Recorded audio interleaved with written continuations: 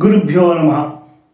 శుక్లాంబరధరం విష్ణుం శశివర్ణం చతుర్భుజం ప్రసన్నవదనం ధ్యాయేత్ సర్వవిఘ్నోపశాంతయే. గురుర్బ్రహ్మా గురుర్విష్ణు గురుర్దేవో మహేశ్వరః. గురు సాక్షాత్ పరం బ్రహ్మ తస్మై శ్రీ గురవే నమః. వామదేవం మహాదేవం లోకనాథం జగద్గురం దేవదేవం జగన్నాథమదేవేశం వృషభధ్వజం నమామి. వాగర్ధావివ సంపృక్తౌ వాగర్ధ ప్రతిపత్తయే జగత పితరౌ వందే పార్వతీ పరమేశ్వరౌ. వందే పార్వతీ పరమేశ్వరౌ. సౌందర్యలహరి వీడియోలను శ్రీరుద్రం చెబుతూ చేస్తున్నటువంటి ఈ వీడియోలను చూస్తూ నన్ను ప్రోత్సహిస్తున్న వీక్షకులందరికీ కూడా నా నమస్కారం. మా గురువు గారైన శ్రీ జ్ఞానేశ్వరాంబ గారి పాదములకు నమస్కరించి వారి ఆశీస్సులను అర్థిస్తూ, గురువులు భగవంతులు నాకు ఇచ్చిన శక్తి మేరకు, జ్ఞానము మేరకు నేను ఈ వీడియోలను సక్రమముగా తెలియజేయడానికి ప్రయత్నం చేస్తాను. నా గత వీడియోల ద్వారా శ్రీరుద్రములోని ప్రథమ అనువాకములు 4 మంత్రాలను మనం కాస్త విపులంగానే గ్రహించగలిగాము. 5వ మంత్రము శివేన వచసా త్వా గిరిశా చావధామసి యదా న సర్వమిజ్గదయత్మగం సుమనా అసత్. శివేన వచసా త్వాం గిరిశా చావధామసి. గిరిశా, ఓ కైలాస పర్వతం మీద ఉండి మమ్మల్ని ఆశీర్వదిస్తున్నటువంటి ఓ రుద్రస్వామి,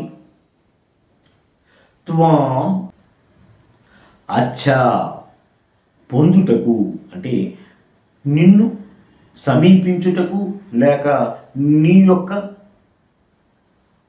ఆశీర్వాదములను పొందుటకు, వధామసి నిన్ను స్తోత్రము చేస్తున్నాము. ఏ విధంగా స్తోత్రం చేస్తున్నాము? శివేన వచస, మంగళకరమైనటువంటి శుభకరమైనటువంటి వచనములతో, వాక్కులతో నిన్ను స్తోత్రము చేస్తున్నాము స్వామి. ఎందుకు స్తోత్రము చేస్తున్నాము అంటే, అచ్చా నిన్ను పొందుటకు, నీ యొక్క ఆశీర్వచనములను మేము పొందుటకు అభిషిక్తులమై నిన్ను మేము మంగళకరమైన శుభకరమైన వాక్కులతో నిన్ను స్తోత్రము చేస్తున్నాము, నిన్ను ప్రస్తుతిస్తున్నాము స్వామి. యథాన సర్వమిజ్గదయక్ష్మగం సుమనా అసత్. ఇప్పుడు మనము ఎందుకు స్తోత్రము చేస్తున్నాము అనే విషయాన్ని ఇక్కడ చెప్పుకుంటూ వస్తున్నాం. యథా న సర్వ, ఏ విధముగా అయితే నహ నా యొక్క సర్వం పశుపక్షాదులు, పశువులు, గోవులు గట్ర మొదలైన జంతువులు నా బంధువులు, నా బంధువర్గము అంతా కూడా, అంతేకాని కానీ జగత్తు నా యొక్క ప్రపంచము అంటే నా చర స్థిర ఆస్తులు, మళ్ళీ నా బంధువర్గము, నా ప్రపంచం అదే కదా, నా బంధువర్గము అందరూ కూడా యథా నసర్వమిజ్గద యక్ష్మగం, ఎటువంటి రోగములు లేకుండా అంటే ఎటువంటి బాధలు లేకుండా నిత్యము సుఖముగా ఉండే విధముగా, సుమన అసత్ మంచి మనస్సుతో అంటే సుఖముగా, మళ్ళీ ఇక్కడ కూడా చెప్పుకుంటూ మంచి మనస్సుతో అంటే సుఖముగా ఉంటూ వారు ఎటువంటి కష్టాలు లేకుండా ఉండే విధముగా, అసత్ ఆ విధముగా, యథాన సర్వమిజ్గదం అంటే ఏ విధముగా ఉండాలో మనం చెప్తున్నాము స్వామి, ఆ విధముగా అవ్వాలి. ఏ విధముగా అవ్వాలిట? నా పరివారం, నా పశుపక్షాదులు, నా చర స్థిర ఆస్తులు అన్నీ కూడా సుఖముగా ఉంటూ, శుభప్రదముగా ఉంటూ, మంచి మనస్సు అనగానే మళ్ళీ శుభప్రదముగా ఉంటూ, సుఖముగా ఉంటూ ఉండే విధముగా నా యొక్క జీవరాశులు ఏవైతే ఉన్నాయో, నా నా బంధువర్గము మొదలైన వాళ్ళందరూ వారు మంచి మనసుతో ఉండే విధముగా ఆ విధముగా చేయి స్వామి అని మనము స్వామిని ప్రార్థిస్తున్నట్టుగా మనం ఈ మంత్రంలో కనిపిస్తూ ఉంటుంది. గిరిశ అన్న దానికి ఇంకొక భావాన్ని కూడా మనం గ్రహించుకునే విధంగా మనం ప్రయత్నం చేద్దాం. గిరిశ అంటే నిద్రించుచున్న మాటలను పలికించువాడు అన్న కూడా అర్థం కనిపిస్తూ ఉంటుంది. మాటలు నిద్రించడము అంటే నిద్రాణముగా ఉన్నటువంటి మాటలు తన మనస్సులోనే ఉన్నాయి. కొన్ని కారణాల వల్ల బహుశా అతను మూగబాడై ఉండొచ్చు, కానీ మనసులో మాత్రం అతను ఇది చెప్పాలి అని అనుకుంటూ ఉంటాడు కదా, ఆ కారణాల వల్ల చెప్పలేకపోతూ ఉండొచ్చు. లేక అతిగా ఉద్వేగపడినప్పుడు కూడా మనలో భావాలు వ్యక్తం అవుతూ ఉండవు. లేకపోతే జ్ఞానము లేకపోవడం వలన కూడా అతను ఎదుటివారితో ఏం మాట్లాడాలో, ఎలా చేయాలో కూడా, ఏ విషయంగా అతను తన భావాలని ప్రకటించాలో కూడా తెలుసుకోలేక కొన్ని పరిస్థితులలో మాట్లాడలేని పరిస్థితులు ఉంటాయి. అటువంటి వాళ్ళను గిరీశ అంటే అలాగ నిద్రాణముగా ఉన్న మాటలను బయటికి తెప్పించి పలికించువాడా అన్న అర్థంగా కూడా కనిపిస్తూ ఉంటుంది. దీనికి ముఖ్య ఉదాహరణగా తీసుకుందాము అంటే ధ్రువుడే ఉన్నాడు. ధ్రువుడు చాలా చిన్న వయసులోని 5-6 సంవత్సరాలలోనే అతను ఘోర తపస్సు చేసి శ్రీమన్నారాయణుడు విష్ణుమూర్తి గురించి ఘోర తపస్సు చేసి ఆయనే సాక్షాత్కరించేసుకున్నాడు. అతను నిజంగా విష్ణుమూర్తి సాక్షాత్కరించినప్పుడు ఆ ధ్రువుడు అతన్ని చూస్తూ ఏమీ మాటలాడలేకపోయేదుట. నయనముల విభూతి పానంబు చేయుపగిది ముఖమునను చుంబనము చేయు రీతి దగభుజములను నాలింగనము చేయుగటి దండవన్నమస్కృతులు నచ్చే. ఏమీ మాటలాడలేకుండా ఆయన్నే అలాగ తేలిపారి చూస్తూ ఆయన్ని ముఖాన్ని తాగిస్తున్న విధంగాను, అతను ముఖము మీద అతను ముద్దులు పెట్టుకుంటున్నట్టుగాను, అతను విష్ణుమూర్తిని భుజములను ఆలింగనము చేసుకున్న విధముగాను మనస్సులోనే తలుచుకుంటూ తన్మయత్వము చెందిపోతూ బయటికి ఏమీ మాట్లాడలేకపోయాడు. బహుశా విష్ణుమూర్తి కనిపిస్తే అతను ఉద్వేగంతో ఉన్నాడు, లేక ఏమని స్తోత్రము చేయాలో తెలియని పరిస్థితుల్లో ఆ ధ్రువుడు అలా ఉన్నప్పుడు విష్ణుమూర్తి తన పాంచజన్యము పట్టుకునేటువంటి చేతితో అలాగ అతని బుగ్గను ఒకసారి స్పృశించినప్పుడు అతను విష్ణుమూర్తి గురించి ఎన్నో స్తోత్రాలు చేసినట్టుగా మన గ్రంథాల్లో కనిపిస్తూ ఉంటుంది.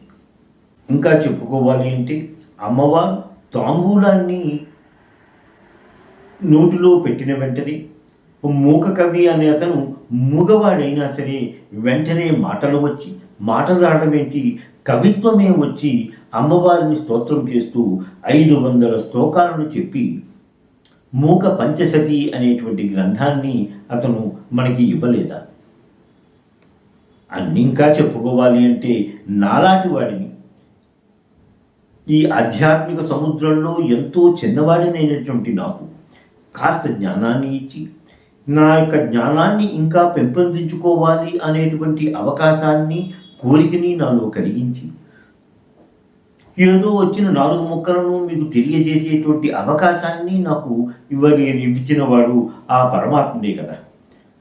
ఇటువంటివి ఎన్నో విషయాలు మనము ప్రపంచంలో చూస్తూనే ఉంటాం. అలాగా దాగి ఉన్నటువంటి నిద్రాణముగా ఉన్నటువంటి మాటలను పలికించువాడు అనే విధముగా గిరిశ అన్న పదానికి మనము విపులార్థముగా గ్రహించుకోవచ్చు. పురుషం జగత్తు అంటూ మనము నిత్యము స్తోత్రము చేస్తూనే ఉన్నాం. గతంలో ఒకసారి చెప్పుకున్న విధంగానే పురుషుడు అంటే జీవుడు, ప్రకృతి, భగవంతుడు అని ఉంటూనే ఉన్నారు కదా. ఈ జీవుడు అనేవాడు ప్రకృతితో మిళితమై ప్రకృతిలో కలిసిమెలిసి అతను జీవిస్తూ ఉంటాడు. అదేవిధంగా భగవంతుడు అనేవాడు ప్రకృతితో కలిసి ఉన్నా సరే ప్రకృతికి విభిన్నంగా ఉంటూ, దూరముగా ఉంటూ, తామరాకు మీద నీటి బొట్టులాగా ప్రకృతిలో కలిసి ఉన్నా సరే ప్రకృతిలో కలియకుండా ఆ ప్రకృతినే తన ఆధీనంలో ఉంచుకుని ఉంటూ ఉంటాడు అతను భగవంతుడు అనే విధాన్ని భగవద్గీతలో కూడా స్వామి తెలియజేశారు. అంతేకాకుండా యస్మాక్షరమతీతోహం అక్షరాదపి చోత్తమ అంటూ భగవద్గీతలో స్వామి తెలియజేశారు. అంటే నాశనము కానిది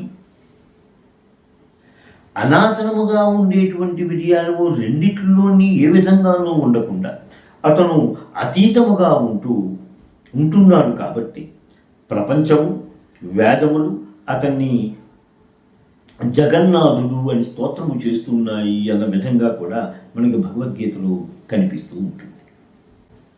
ఇంకా 6వ మంత్రానికి వచ్చింది.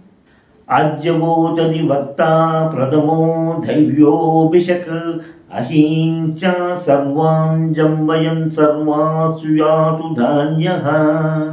అద్యవోచది వక్త ప్రథమో దైవ్యోభిషక్. ప్రథమ దైవ్య అని 2 పదాలు ఇక్కడ కనిపిస్తూ ఉన్నాయి. ప్రథమ అంటే ముఖ్యుడు, మొదటివాడు లేక ముఖ్యుడు. దైవ్య అంటే దేవగణములలో ప్రథముడు, ముఖ్యవాడు. దేవగణములను పాలించు సమర్థుడు లేక పాలించువాడు అన్న విధంగా కూడా మనం అర్థం చేసుకోవాలి. బిషకు అంటే వైద్యుడు.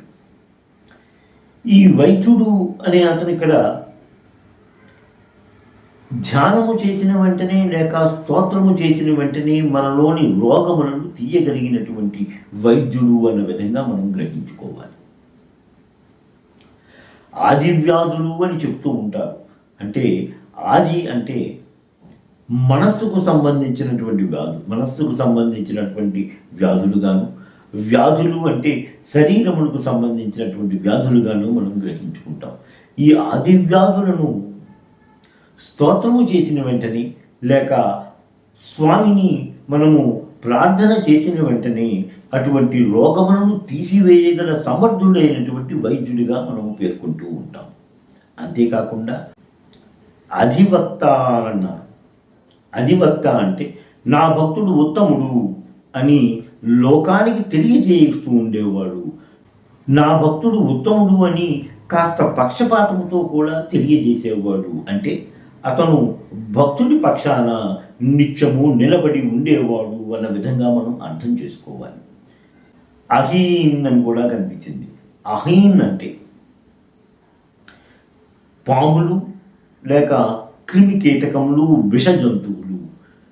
పాములు మొదలైనటువంటి విష జంతువులను సర్వాన్, అంతేకాకుండా క్రూరమృగములు మొదలైనటువంటి జంతువులను, నాకు హాని కలిగించేటువంటి సకల ప్రాణికోటిని, యాతుధాన్య అని కూడా చెప్పారు. యాతులు అంటే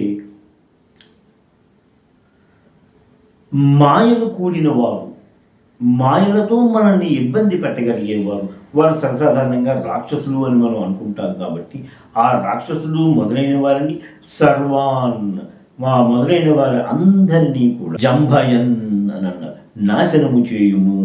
నాకు హాని కలిగించేటువంటి విష జంతువులు, పాములు, క్రిమికీటకములు అయినా సరే లేక క్రూర మృగములైనా సరే, అంతేకాకుండా రాక్షస జాతికి సంబంధించిన వారైనా సరే అందరినీ కూడా నాశనము చేసి వారి సమాన విధంగా ప్రార్థిస్తూ అధ్యవోచత్ అని అన్నారు. అంటే అందరిలోనూ నన్ను మెచ్చుకునుగాక అన్నాం. మెచ్చుకొనుగాక అంటే నన్ను ఆశీర్వదించుగాక, నన్ను రక్షించుగాక అనేటువంటి అర్థంగా మనం గ్రహించుకుంటున్నాం. ఈ 6వ మంత్రము ఈ విధంగా తెలియజేస్తుంది. ఈ 6వ మంత్రమును ఉపాసన చేయడము ద్వారా లేక నిత్యము చదువుకోవడము వలన క్రిమి కీటకాదుల నుండి, భూత ప్రేతాదుల నుండి కూడా ఉపశమనము కలుగుతుంది అన్న విధంగా మనకి గ్రంథాల్లో కనిపిస్తూ ఉంటుంది. నమశివాయ. స్వస్తి. ఎంతో అధ్యయనం చేసి మీకు అందిస్తున్న ఈ వీడియోలను ఆదరిస్తారని భావిస్తున్నాము. మా ఈ ఛానల్ని సబ్స్క్రైబ్ చేసి ఈ వీడియోలని లైక్ చేయండి ప్లీజ్.